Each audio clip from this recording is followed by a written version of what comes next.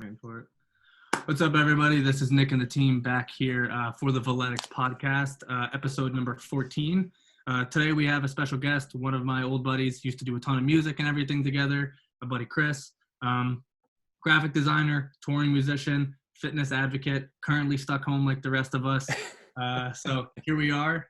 Chris, how the hell is everything and what's up, buddy? Hey, what's going on? It's good. It's good. Yeah, I'm hunkering down. I've been quarantined with my family for about 2 months now. I don't think I've seen, aside from like bumping past people at the grocery store or whatever, like I haven't really interacted with anybody outside of my immediate family in like 2 months. So it's been strange. Really strange. Grocery store interactions are the way of the future. Where are you in Jersey? You're in Jersey, right? Yeah, I am. Where in Jersey are you? I'm in Kinnelon, so I'm kind of in the Wayne area, North Jersey. Oh, wow. Okay. Way out in the woods. Okay. Yeah. Yeah, it's been strange because I had this job start and I was supposed to move to Jersey City. And the job is in Jersey City. But shit, I didn't even know it got pushed back because of coronavirus. And so I've just been like, I just started, I was onboarded remotely. So pretty much just living at home indefinitely. But you're still working at least, so you still have the job. You're just doing it from home, obviously, in the office. Okay. Yeah. What is that, a graphic design job?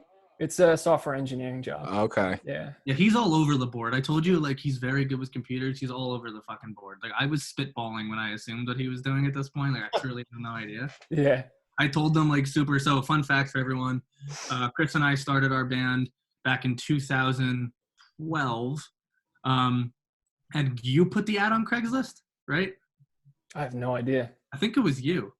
I think Chris I don't remember doing Craigslist. Did we do Craigslist? What was it? Nick seems very sure it's Craigslist. I feel like it was Craigslist, but I don't know why. I don't think I would have posted on Craigslist though. I feel like it would have been probably Facebook. Maybe it was Facebook. Someone recommended me to you. Oh, wait, what's that old social media app? What's that really old one that people like you guys' age used? It wouldn't have been MySpace at that point. Definitely wasn't MySpace. There was no way it was MySpace. No way it was MySpace. It was either Facebook or some obscure app, and someone recommended me to you. I don't know how. I feel like it was almost definitely Facebook. Facebook, okay. Did like you know a Facebook group or something? All right, Chris says Facebook. Nick says Craigslist. Ray says MySpace. Did you know Tyler before you and I met? Yes, right? Yes, but only loosely. Okay, so yeah. I think he told my buddy John Krakalici, who put me in touch with you via Facebook. And you had known Derek, and then Travis. Lord help that boy where he came from. So Chris and I started a band back in 2012. Metalcore band. I feel like we had some pretty solid success just based on our run with everything. Obviously, we had our good parts, our low parts, unfortunately. But what I told them before the video is that if you could, because I know you can sing now too, if you could scream, I straight up wouldn't have had a job. Because he did like everything. He would write all the music, send me copies, and he was like, all right, put some vocals on this or some lyrics on this, and we're good to go. And I was like, all right, shit. Yeah. I can't imagine Nick with his long hair standing in front of a microphone, just getting ready to scream. I can't picture it. Nick had pretty long hair. It was super long. We all did though. Like we were all, except for Derek. You had the longest hair of all, I think. Yeah. I had sort of like the half-assed emo hair, swoopy hair. What was the number one thing that got you into music and into a position at some point where you were in a band with good old Nick? Man, that's a good question. I played in all the school orchestras and bands and stuff like that growing up. I had a teacher named Kurt who was kind of like my mentor for a really long time, and he's still a really good friend of mine. He actually him and his wife actually just moved into town here. But he was just like always like a mentor, and he was playing in bands growing up, and so that was kind of like someone that I looked up to, and I was like, oh, so cool, like this guy studied music performance in college, and like that's something that appeals to me. So when I was in high school, I was like playing in bands and not really like touring or anything, but just like growing interested in making music, all kinds of different music, and just wanted to play all kinds of different music. So when I was into heavy music, which I still am, but like that specific sort of like 2010 flavor of metal. Yeah, I started writing some stuff like that because that was just like kind of like the flavor of the week then, and it was just super exciting. Especially when all those like Warped Tour bands were like super popular. Not that they aren't now, but like, was that ever a goal of your guys to try and make it to Warped Tour? We were real close. Define real close. Like, we definitely did like a Warped Tour Battle of the Bands thing. Mm-hmm. But we were like, a battle of the bands to be like, if you won, you would have performed at Warped Tour. Mm-hmm. Something like that. This is going back like 8 years. This was a while. Like I remember we set up a page. We had all of our music. We didn't win. I think we were in top 5. I want to say maybe we got 3rd. I don't remember exactly, but I was telling them, like, we played a lot of big shows. Like the ones that I think people watching are like Ray. Ray listens to a lot of this music. He's like a big Linkin Park, Slipknot influence type stuff. So like we played with Ice Nine Kills, played with Our Last Night. Who's the other? We played with Palisades, and then we played with that other band at the Canvas Clash. R.I.P. the Canvas Clash. That was, I think it was Chasing Safety or something like that. Like they got pretty big. These were like signed bands. I remember the Ghost something, not the Ghost Inside, which would have been crazy, but not the Ghost Inside. We played with this. I remember we played with some pretty big bands, and then that one show that unfortunately we weren't able to play up in Poughkeepsie was that Asking Alexandria show that we weren't able to make just because we had all those complications that were going on at the time. But we had a pretty solid run, I would say. We played. You said Nine Inch Nails. I remember they were really big in the 2000s. I remember they had. Oh no, Ice Nine Kills. Did I say Nine Inch Nails? I meant Ice Nine Kills. No, wait, my bad. You might have said I might. I wish we played Nine Inch Nails. I'd be playing stadiums. Yeah, no, I'm so curious. Like that was such like a funny time when it was sort of like that transition from like MySpace to Facebook and like whatever came after that, because there were all these like, I remember like the way a lot of like bands would get sort of like a foothold in the scene was by doing these like tag ladders on Facebook. Do you remember those, where like people would just like, you would just have like these massive threads of just people who would tag their band names, and you get like thousands of followers from it. And like whether it was legit or not at the time, that was like a legitimate way to get people to actually listen to your music. And I'm so curious, like at the time, because I don't know, I didn't follow up with like whoever won that Battle of the Bands, because there's like an online voting contest or whatever, and I don't know who actually ended up winning that. But I'm so curious, like, would that have actually led to like some like, you know, some like crummy like show in like the small tent, or would it have been like something where people were actually watching?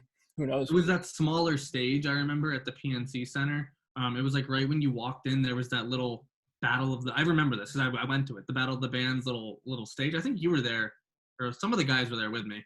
And it was like, I'll be generous and say 40 people, you know, in that, because you have all the big goddamn bands. Like I remember at the time, I think like Sleeping with Sirens and like Attila were like playing at the same time that we would have been playing. It's like, who are you gonna go watch? But yeah, I mean, I was even, because I've been watching a lot of videos on this, like when we were doing our thing, like the golden age of like metalcore was like 2009 to like 2014. So we kind of hit it like right in its stride, which was cool. But I wanted to transition that because I know obviously you found great success with Save Face. And that was the thing that you guys are really doing. For everyone watching, Save Face. Pop punk, would you say, like for the most part, pop punk? Yeah, pop punk, alt rock, that sort of thing. Yeah. So what, you know, tell us a little bit about that, because I never really got to talk to you super in depth with it. Like, how did that go? You know, how did you guys get signed by that major label, and kind of how was tour life? Yeah. So I mean, you know, Tyler's the singer of Save Face. He and I were roommates throughout college. You know, we were dorm mates for the first 2 years, and then housemates for the second 2 years, and we just spent so much time like recording music and practicing and like writing stuff and having such a good time playing like little shows at the school, and you know, doing weekenders out. You know, I remember like the first weekender we did was probably like, might have even been like freshman year, but I think probably sophomore year of college. We did like a weekender to you know, West Virginia or something. And that was like one of our first like short runs ever. And I remember we showed up to this venue in West Virginia, and there was just like nobody there. So we went swimming in this river, and it was like pretty much like everything you would expect from like your very first like DIY short run. Yeah. But yeah, I mean, we pretty much we would do like short runs, we would do weekenders during school, and then we would do, week or 2 week long little tours on school breaks. And then we would start doing longer tours during the summers. So the first like long tour that we did a 2-month tour, pretty much like 2 days after graduation. So we were out on the road for 60 days. That was like the first long tour I think any of us have ever done. And that was, completely DIY. Tyler booked like everything himself. We didn't have any, like, no management, no record label, nothing like that. No booking agent. Literally just like traveling the country. We did a full loop in like a van with no AC, just playing house shows. And like so much fun, like exactly what you like want to be doing as a new band. It's like, and as far as DIY touring, it was super successful. Like we made every single show. Like we didn't have any, like, I mean, we had van problems and you have to, I feel like. Yeah, of course. Yeah. It was just like so much fun. Yeah. And from there, I mean, we just did like a ton of DIY touring. Most of it like just self-booking, self-promotion, that sort of thing. We always broke even as far as money. Like we didn't really make any money, but we would always we were never like at a deficit because we were pretty smart with how we traveled and making sure we got door deals and things like that. So did a bunch of DIY touring for a couple of years. Started to sort of get recognized as far as sort of making a name for ourselves in like the DIY circles, growing our circles as far as like, promoters and booking people, eventually getting hooked up with management. And then eventually we were on a small label called Take This to Heart Records for a little while. And they helped us out a ton. It was, it's still all sort of in the same vein of like the DIY mindset. And like, to be fair, like the entirety of Save Faces history, it's always been pretty much a DIY mindset. But, the Take This to Heart stuff in particular was like very, very, I don't know what the expression is, like feet to the floor. No, what am I looking for? I don't know. Yeah. You know what I'm saying though? Yeah. Just like, would you say like when we had our small labels that we worked with, obviously we had like, I think like 2 or 3. I would assume bigger than that, obviously, right? Like more. Yeah. Sort of like the next step up from that, where they could provide us, some distribution. Okay. They could definitely provide us with like probably a little bit of cash as far as expenses. Cool. And then pretty much just like connections as far as getting our music out there. Yeah. What would an average day on tour look like? So I mean, I know it's like a lot of traveling, obviously, right? I'm sure you spend most of your days in between shows like literally on the road, but like, you get to let's say you get to West Virginia, right, or Virginia Beach or whatever. What would you guys do like before the show, after the show? Would you set out right after the show? Did you have time to hang out there? What was a regular day like for you guys? Yeah. So, I mean, it totally depended on the routing, because like the thing with DIY touring, and I guess really any touring, is that like your routing is like a total crapshoot. Like you might have days where you have a 24-hour drive. You might have days where you have a 1 or 2 hour drive. But, like pretty much what the general day would look like is you would, wake up at whoever's house you stayed over the night before, roll up your sleeping bag, get your stuff together, repack the van, and then you'd be, driving to wherever your show is that day. And, that's, if we're saying like on average, maybe that's like a 5 or 6 hour drive, right? So you pull up to the venue, like, late afternoon, you do your load in, you get situated, and then, you probably have like, depending on whether you're like the headliner on that tour or if you're one of the opening bands, you would either have more or less time before your set. And so, if you're loaded in, if you're all, pretty much all ready to like play your set, but you're just waiting until your set time, that's when you would get food. Like sometimes we would go to the gym, kind of just do whatever you need to do, get some extra sleep if you need to. Honestly, like a lot of the time we would like take naps then, because everybody was kind of sick all the time. Not all the time, but it's just so easy to get sick when you're yeah, you're just worn out, because I mean, we weren't sleeping that much either. We'd be like up all night driving, and it's close quarters in the van, so everybody's sick all the time. So you really have to, like, if you're not taking extra special precautionary steps to not get sick, like, you're just sick all the time. So we did a lot of napping and a lot of just kind of like, it's a lot of like hurry up and wait. You'd be at the venue, waiting for your set time, and it's pretty much the same thing every day. So you play your set, you do whatever you got to do, sell your merch, get paid, and then more often than not, you'd probably have some sort of drive to wherever you're staying that night. So a lot of nights it'd be like a 1, 2, 3 hour drive to wherever you're staying, and you unpack your stuff wherever you're staying, and you either party or sleep. And for me, I slept. So but yeah, I mean, it's totally different every day, and that's kind of like the beauty of it. Is like some days you might have a 10-hour drive and you don't get to see the area that you're in at all, and then some days you might have a 1-hour drive and you get to explore the city. So right, it's kind of like, let me ask you, variety. So let me ask, for when you guys did do your tour parties, do you have any crazy tour party stories for us, or like your craziest tour night out? I personally don't really have any like crazy night out stories. You could definitely ask Phil. Phil probably would have some crazy night outs. Me, like, I'm pretty low key. A lot of it, see, because my thing was, the other part of it was that for the most part, when I was touring, I was working full time as well. I was working remotely, doing basically like freelance work, graphic design, UX, software engineering, for a number of different companies on sort of a freelance basis. So I was working remotely on my laptop in the van every day. So I was just like, I was worn out. I was so tired all the time. And for me, that meant like, when there's time to sleep, you sleep. You sleep. So yeah, I definitely valued that rest and recuperation whenever I could possibly find it. So like, there would be the odd night out. I remember like our buddies in the Dangerous Summer, like we would go out with them a couple times.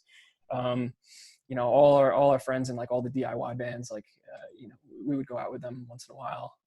Myself less so, just because I did like that sleep. But yeah, you're physically working all day, so you like need at some point. Yeah. Unfortunately, like I was like so I was so sort of like tunnel vision on like work. I never really had like that tour party lifestyle experience. So I guess in that regard, maybe my touring experience was kind of unique, I would say. Yeah, for sure. How did you stay motivated? Because like between work and touring, you're nonstop throughout your entire time on the road. How did you stay motivated? Yeah, that's a good question. I mean, like for me, it's just that I just feel like I have so many different interests. Like I love music, but I also love like tech, and I love photography, and I love like just like exploring. So I always had my camera with me on the road. I was always like going out and shooting stuff, shooting video, shooting photos. I just, and like being on tour and being in a different city every day just gives you so much opportunity to kind of explore like different hobbies. Even if you're into like skateboarding or something, you could skate a different city every day. So that the good thing about being on the road is that if you can kind of establish some hobbies, like there's never really a dull moment.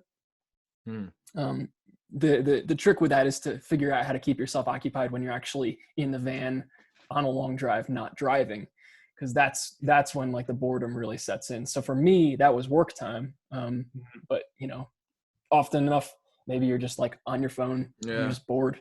Trying to figure out some type of content. So let me ask, with working out, because I remember way back, I think you may have shot me a message, I could be wrong, asking like, what kind of workouts can I do on tour? So what would you say you guys did to stay in shape, or even just to get some type, because obviously performing on stage, you and I can obviously say this is you're getting a pretty good cardio workout up there. Like Sure, I yeah. would be absolutely drenched, and I know you would too. Yeah. What did you do kind of for like muscle, just to like kind of stay in shape in terms of like putting on muscle if you could? Yeah, I mean, I wouldn't say I really ever had like an opportunity to put on muscle on tour. That would be pretty difficult because right. honestly, the eating situation is like a little rough sometimes, just because you are limited to whatever I imagine food you it have was on the so road. day by day, right? Yeah, exactly. You might have like Taco Bell 4 times in a row. Mm. So you're kind of at the mercy of like whatever food is available sometimes. But as far as like lifting, there were most tours. I pretty much always had a Planet Fitness membership. So like, 5 times out of 10, there's a Planet Fitness somewhere in the city that you're staying. So maybe like you either are like within walking distance of it, or maybe you could like take an Uber if you're feeling bougie. But also like, there's a lot of times when you're playing out in the middle of nowhere, maybe you're playing some farm in Alabama. We did a ton of that. And I had resistance bands that I took with me. Always had those with me. And then just like, just do a lot of push-ups and stuff. Basically what we're doing right now, I feel like. Yeah. Really, it's honestly not that much different from just doing home workouts. Yeah. Because like, and it depends on the on the size of your van too. Because I know some bands that like actually take weight sets with them. We never really had like enough space to do that because I remember, especially in the early days, we were just like so jam-packed, crammed tight in the van. There's like no space for any extra amenities. Promise took up so much room. Yeah. Well, that was the other issue too. Is like, it's like the gear, especially when you have like a big base cab. That gear can take up so much space, and it's really important, especially in sort of like the punk and rock DIY touring communities and circles that I was in. It's like so important to have real gear, real amps and real drums. That's like, if you don't have that, you're a fake, Yeah, so like you got to have like big gear, kind of. Yep. I remember the orange cabs are huge when we used to do it. Yeah. But I remember the room, like, I'm sure you guys, people don't think, like, you guys are all in this damn van with some of your equipment and, like, your sleeping stuff. And then I assume you probably had an attachment on the back, too, that was pulling everything else. No. Honestly, no. We never did it with a trailer. Oh, damn. Never so you literally put everything in that damn van. Literally put everything in the van. What kind of van was it? So we had a Ford E150. Okay. At first, which is like, one of those tiny little Ford vans. Yeah. And back in those days, we would just have like maybe 2 2x12 cabs. So like really small cabs for the guitars. Bass, I think we would just probably borrow like gear share. And then like, drums would just take up like so much room. After that, we had an E350, which is, a little bigger, a bit bigger. Yeah. Longer boot. But both of those vans, we had like custom built bunks. So we were able to kind of like fit all of the gear under the bunk, and then, kind of have like our personal, sleeping bags and things on top of the bunk. And usually like during long drives, somebody would even sleep on the bunk. So we were actually able to make it work, especially with the 350. It was a lot more spacious because, most of the time we were only touring with 4, 5, or like sometimes 6 people. So, we had a decent amount of room. We never had to do a trailer. Okay. So I think we were pretty lucky in that regard. Yeah. The extra space or anything. Yeah.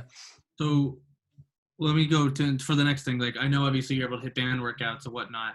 Did you have a go-to that you would do like on the, like when you couldn't get to Planet Fitness, for instance, and you had to work out at the venue or anything? Did you have like a go-to pump you would try to hit? Yeah, I mean, well, I tried to like deadlift as much as possible usually. Well, that is to say, like as often as possible, just because it's like, I think it's like probably one of the best single best workouts you can do. So anytime I was at Planet, like I would just like, do like the core stuff, like, deadlift, squat, bench, and then, maybe like some accessory stuff. But I did like at the time, when I was home, I was probably following like a 4 or 5 day split. So, I tried to like sort of mimic that as best as possible. Obviously, your mileage is always going to vary because there's only, limited space or limited equipment. But you know, I mean, a part of it too is like some days on tour, like you're gonna wake up and like your back is gonna hurt. So maybe that would throw my split off. But no, with the band, I mean, there's so much good stuff you could do with the bands. You could do a lot of the same stuff, not as much weight, obviously, but just to keep yourself like flexible and limber for playing shows. For me, it was, super important, especially playing drums to like literally like to wake up and feel good every day. Yeah, exactly. The things that I could never understand how you did. Like I told them to, like when we were filming but you'll appreciate this. When we were filming the podcast at my place, they'd show up with all their equipment. And I would be like, oh, like, what do you guys want me to help with? And they're like, well, you can move it, but you can't set any of it up. And I reminded them that when I was with you guys, same shit. I can move everything, but don't touch anything. And I was like, all right, fucking touch anything. So everything has translated, ironically, to exactly what I was doing. The execution has to be perfect. Yeah, I get it. Yeah, it's like a preference. Like for you, especially with the drum setup, like it has to be exactly as you would do it. And then for James and Ray with their camera setups, obviously what they're used to, I don't know. So I would just sit there and just wait, like the vocalist things. Or like for this, it's literally I just am posting, so I would just sit there and be like, hey, whenever we're ready. Now, as a drummer, right? Because I a little while back, I was watching Travis Barker's interview with Joe Rogan, and Joe asked him, he was like, as the drummer that you are, how the fuck do you do it, right? And one of the things that he said helped him with just always being able to go at the rate that he does and perform as he does was doing battle ropes in the gym. Is there anything you ever did to help you in terms of being able to, like, I guess, with your stamina with drumming? To be fair, like I think a lot of the stamina with drumming for me specifically just came from practicing drums a lot.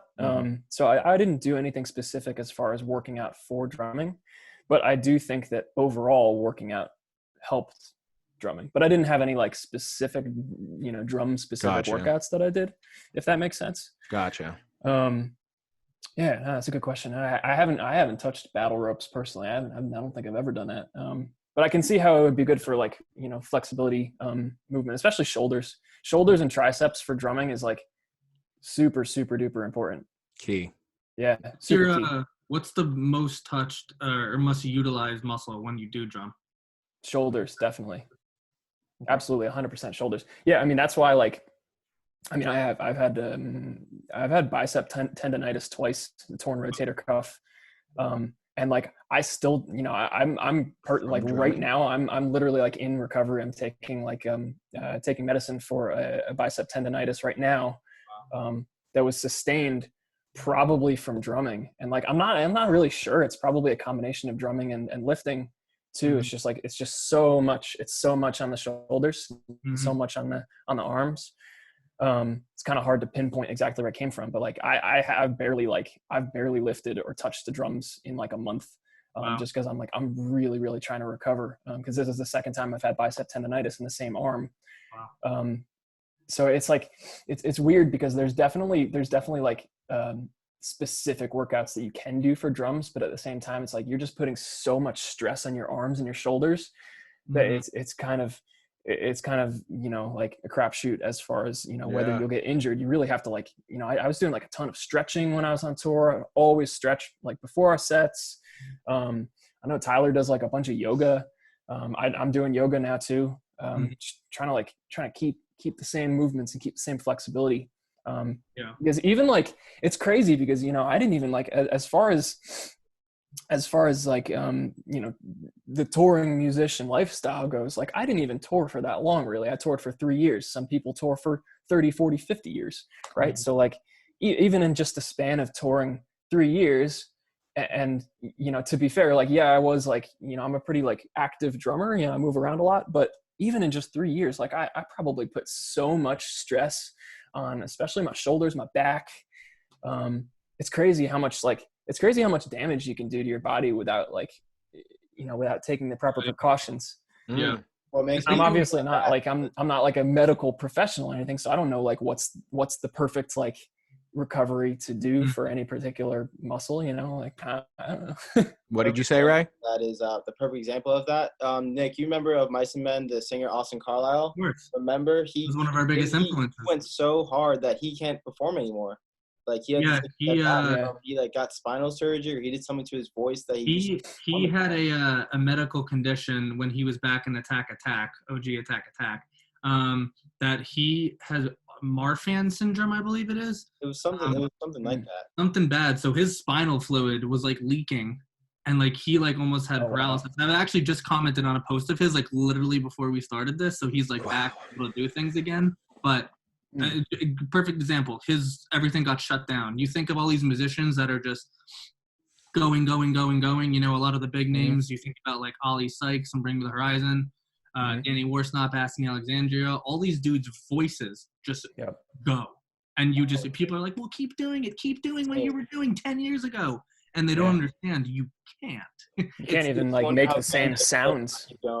Yeah, it blows, and like like all these musicians, like drummers, guitarists, everyone, like it goes. Like you can't do this shit forever because it is so taxing, and I think a lot of people don't understand that. I know a lot of the audience of like metalcore, pop punk, rock, and everything tends to be a little bit younger, at least when we were doing it. So people are just like go. I want the same thing, but you just don't understand the tax that's on. Like you can test 3 years as a touring musician.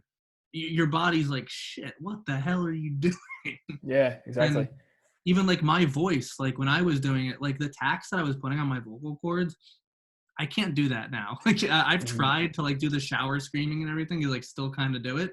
But if I try to do a song in my car for a minute, my voice is shot. I can't do it because I was practicing every single day. Like you were doing drums every single day. Yeah. So that you're used to it. And if you don't take the proper precautions, like I had to drink hot water, milk, couldn't drink. We didn't party a lot when we were playing shows because you couldn't.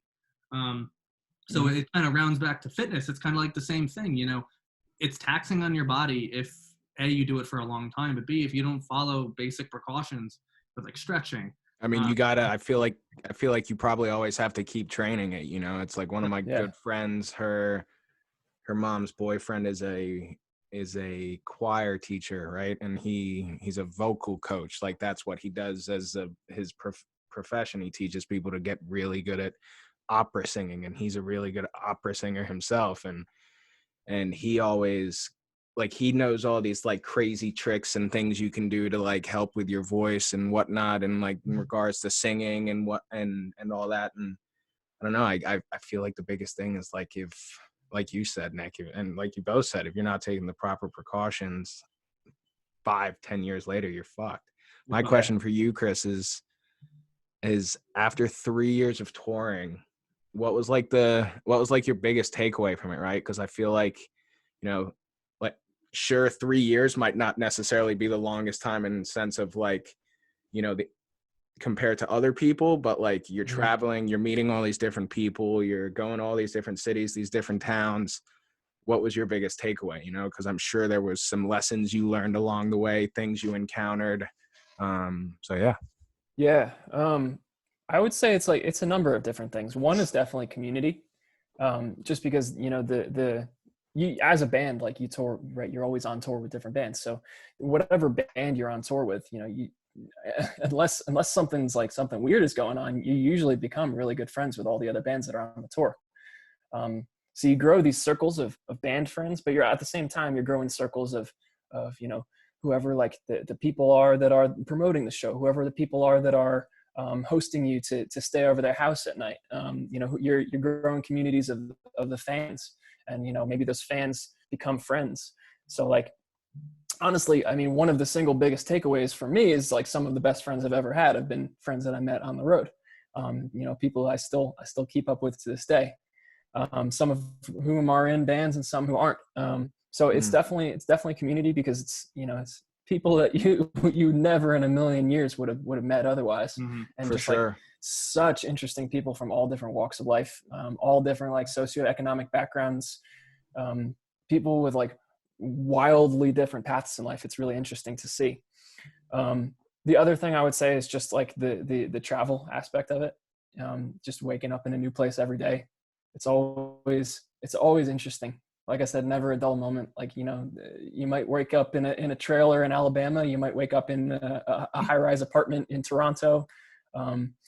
It's a new adventure every day. And something that I'm really into is like when I'm on the road, I like to collect postcards. So I always pick up postcards from whatever city I'm in, and then That's cool. use them as like you know, I give them as birthday cards to my friends, whatever. That's cool. So it's just like it's nice little memories from every different place that you visit, and the food too. The food, my guy, all kinds of different food. Yeah, food everywhere. And then, you know, I mean, like a lot of road food is going to be, you know, Love's gas stations and Taco Bells and stuff like that. But you know, you do get a lot of home cooking. So, you know, maybe you're in South Carolina and the parents of whoever is having the house show have made barbecue for everyone, or, you know, something like maybe you're getting tacos in California or something, and it's like, that's awesome. Variety. Awesome. I think, you know what, if I can rephrase my answer to your question, I think the single thing that I've taken away the most, that I've like enjoyed and relished the most, the relish is a food pun, is I would say variety. Awesome. There's no single better way to experience like the variety of life, and, you know, seeing how different people live, and you know, experiencing a different lifestyle kind of in a sense every single day than being on tour, because you just never know what's going to come next. Yeah. What was your favorite city? Yeah. Man, I got a bunch. Love the Bay Area, California. Love Oregon. Portland is amazing. Seattle's amazing. I like Columbus, Ohio a lot. Columbus is a cool little city. Yeah, that college town area is really neat. There's just so many people there. That college town is huge. OSU, it's ginormous. Yeah. What would you say is the biggest area that you guys played in terms of like pop punk, like the showings? Like, where would you say you guys really received the best? Where do we receive the best? I mean, it's kind of dependent on the bands that we toured with. So, you know, some of the smaller DIY tours, depending on who we toured with, you know, whether we were out with like Mom Jeans or Just Friends or Prince Daddy or like any of those bands, like those were we always crushed it on those. Like it's definitely reflective of the circles of people that listen to sort of the same circles of bands. So, you know, like we might have, you know, I remember like the biggest show that I've ever played was like 1,300 people with State Champs. That's and awesome. Like we probably didn't pick up as many fans from that show as we might have playing a 100-person basement house show with, you know, Mom Jeans. And it just kind of goes to show, it's like different people gel with different communities and different bands. But then, I mean, you know, we played like, you know, shows like Riot Fest in Chicago. You know, we played like a big stage with Mom Jeans, and that's sort of the same thing. So, you know, we kind of have like rolling off the coattails of their clout a little bit, and like probably did pretty well. So yeah, it's I don't even remember what the original question was, but favorite city. I mean, we might as well ask, who is your favorite band that you played with, or who is even the biggest band across genres would you say you ever played with? I mean, there were definitely some bigger bands. We had a really, really good tour with the Early November. Played some really, really cool shows. There's a I think we played, I want to say we played it was either the Sinclair or Brighton Music Hall in Boston, and that's like one of my favorite venues ever. Just like really, really good people. What are some of the other big bands that we've toured with? Well, we did that short tour with State Champs. We've done tours with, man, I'm even racking my brain at this point because this is going back over a year for me now. I mean, State Champs is like everyone for the most part. I mean, at least in our field, like Ray, you probably obviously. Yeah, I know State Champs. You probably know State Champs too. Like those are like pretty big. Yeah, obviously, like, you know, West Coast Mom Jeans is pretty big now. Man, what other big bands? I gotta go back and look at some of my laminates. So many at this point. It's just it's like it's so much of it is kind of like a blur to me at this point. Just because I have been like so hyper focused since I stopped touring on sort of like the next slice of my life. It's like I feel like as maybe as maybe not so great as this is, I feel like I've almost had to push out some knowledge to like make room for new knowledge. sure. So a lot of it is like a blur, a Mhm. good blur. So Yeah. what is the Definitely next a good blur. what is the next slice of your life? So I mean, I pretty much like towards the end of 2018 into the beginning of 2019, I was just becoming like, I had already been doing a lot of like coding, you know, for freelance projects and doing like little websites and stuff, and just became really, really interested in just like making apps and you know, kind of just getting into that whole world. And it's just been like super satisfying for me the whole time. So that's kind of what drove me into my next slice of life, I guess you could say. So you know, at the time when I did my last tour with Safe Face, which was in, I believe, April last year, we did like a you know, like a 3-week European tour. So that was kind of like my final hurrah with the band. And at the time I had just been accepted into a coding boot camp in New York called Codesmith. So I kind of like, you know, I was like preparing for Codesmith while also being on tour in Europe. And then, you know, that was my last tour. I did my thing. And then I pretty much like went off to sort of like deepen my coding knowledge and, you know, kind of get that foot in the door in the software engineering world. And it's been just like, it's been firing on all cylinders ever since. Like, it's been absolutely, you know, 100% of my, pretty much 100% of my time has been devoted to that, up until like 2 weeks ago when I you know, finally, well, actually I signed for a role in February this year, but I wasn't actually able to start that job until about a week ago now. So, you know, now I finally, like, as of this week, I finally feel like I can kind of slow down and have this sort of like, it sounds so stupid to anybody who like does touring music, but like I had like wanted that 9-to-5 lifestyle for so long because for the longest time I was just like, it was just like work, freelance, you know, like working all day, working all night, moving gear, playing shows, do more freelance work, grind, hustle, do 3 jobs to like make enough money to feel like you're satisfied. And now it's like, finally, I feel like I can take a breath and take a step back and be like, okay, I have this block of time when I work and make money. And then I have the whole rest of the day. I could just like sit, you know, channel that creativity in different ways. And I feel like I haven't had that in like such a long time. It's such like a breath of fresh air. As long as you love it, man. That's yeah. So it's been really, really nice and very like cathartic to me to be able to sort of take a step back from just like 24/7 work, you know? Yeah. And so you were working 3 jobs. I mean, people think like obviously playing music is like, you know, everyone's dream at the end of the day, but it's a job. Like you're to maintain a certain level, especially at the lower level. You have to perform at like and you know this, at a full spot every single night. It doesn't matter if you're sick or not, dude. Like you need to play that show. You're not going to make that money. You're not going to get to your next spot. So it's taxing. So let me ask you, what is your, now that you finally got on the opportunity to kind of take a step back and chill, and you know, I know you were working out a little bit, but you're chilling off right now. What's your favorite like protein or like fitness brand that you're kind of following along with right now, if you follow any or have one favorite? I've been seeing some of the stuff that you've been posting, the ghost stuff. Okay. I did try some of that. There's a local store here. I gotta look up what it's called. I'm gonna look it up right now. But I mean, I pretty much for the most part I stick to like the standard stuff, Optimum Nutrition. I'm looking up the name of this place that my buddy Josh works at, Pompton Plains, New Jersey Fitness. Is it Nutrition Zone? It is Nutrition Zone. That's it. Yeah. They have some proprietary stuff. I like their pre-workout a lot. Man, what else? I haven't been taking many supplements lately just because of my shoulder. I haven't been like in the gym.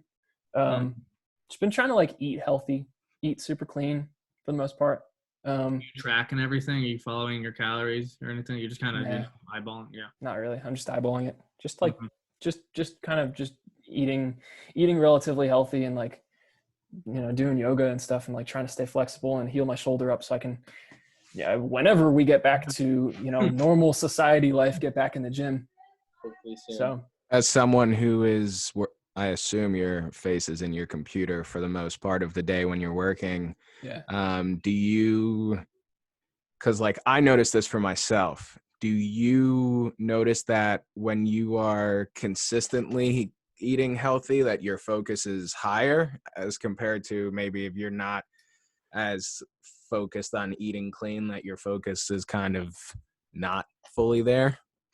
Yeah, I think I would say that, well, I mean, to be fair, I haven't eaten unhealthy and like I haven't consistently eaten unhealthy in like a really, really long time. Like Okay. I have like a pretty strict diet.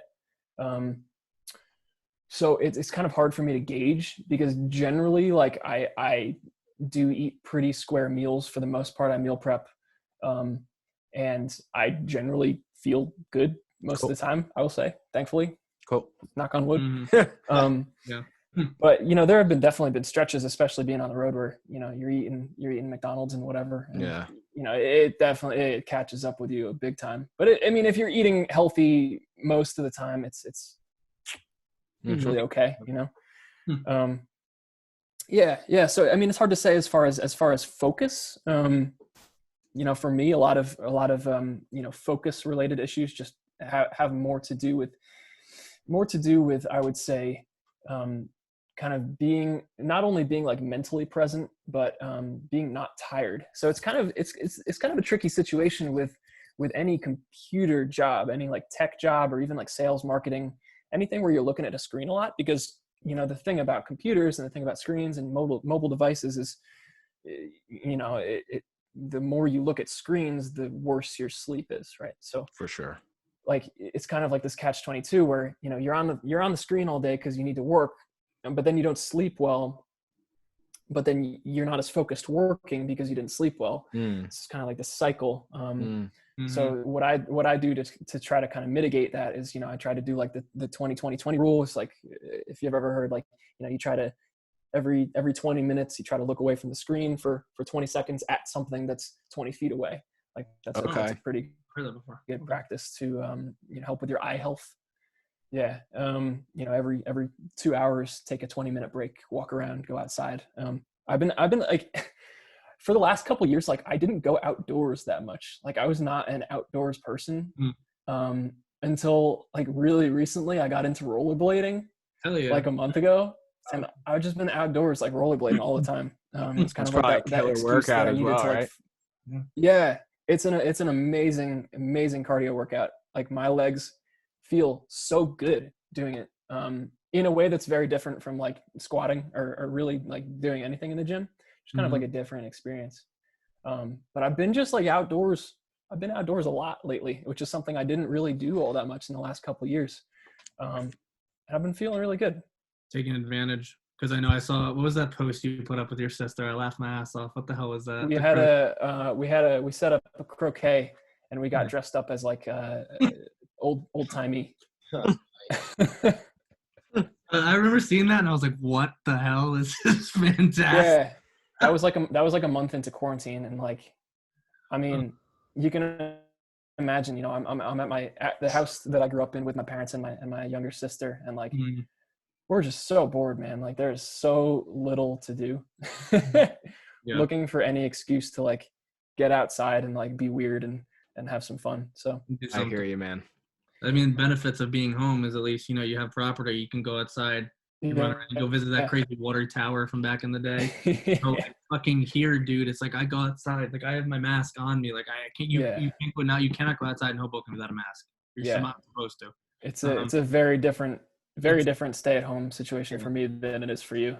I'm a home cat now. I'm stuck inside. Like you guys, which is cool because I know James goes for walks, Ray goes for walks. You can obviously almost every one of our calls, I'm walking in circles in my driveway just because like it's just an excuse for me to be able to do so right now. There was the 3-week period because I low-key had COVID, I'm not 100% sure. I couldn't smell, taste, or do anything. That I straight up sat inside for 3 weeks and did not go outside. I went outside once to go to the grocery store.